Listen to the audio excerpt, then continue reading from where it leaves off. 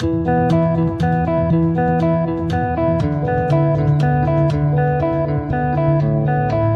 our culture is defined by our behaviors, which is defined by our beliefs, which comes from our experiences.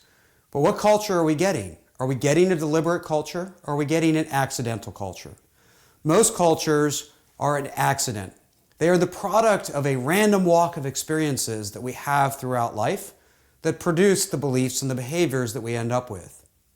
If you were born during the Great Depression, there's a good chance that you carry behaviors of thriftiness and conservation.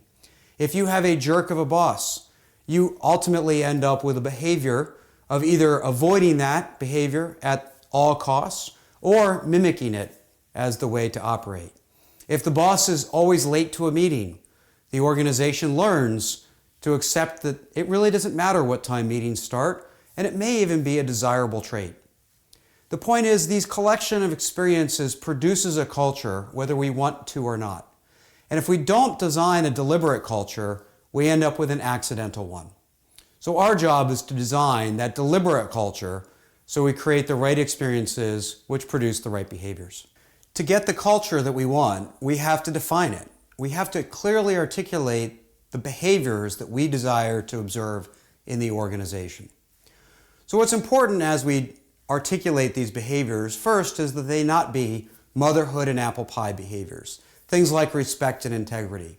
These are things that we aspire to anyway and don't really help people make decisions or really see anything different in the organization. They should be things that help us make decisions that might otherwise be difficult to make. We also don't want our behaviors to be based on just outcomes like excellence or winning, because that's really a result of the culture, not the actual behavior itself. Yet it is not that uncommon to try to define a culture in such a way. The important end part of this question is, what behaviors do we observe? When we think about the observing of the behavior, it helps us create them in a very articulate way, because it means that I'm able to see the behavior in myself, in my peers, in my direct reports, and all the people around me. When I clearly articulate the behaviors that I desire to observe in the organization, I've now started to define the culture that I want. As you define the culture that you want to see through the behaviors that people would deliver, consider the difference between avoiding negative behaviors and adopting positive ones. Adopting positive behaviors is much more effective than avoiding the negative ones. Consider problem solving as an example. We might say that we want to stop doing firefighting as a behavior to avoid. But how do I observe that? It's really hard to observe you not delivering that negative behavior, so all I can observe is when you fail to live up to it. Instead, if I clearly articulate what systematic lean problem solving looks like, then every time you deliver that behavior, I can observe it, I can learn from it, I can improve it, and I can even recognize it.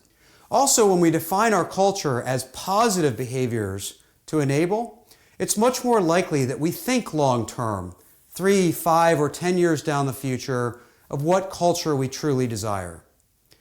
Because those behaviors will often take some effort to get to be systematic enough that we live them day in and day out.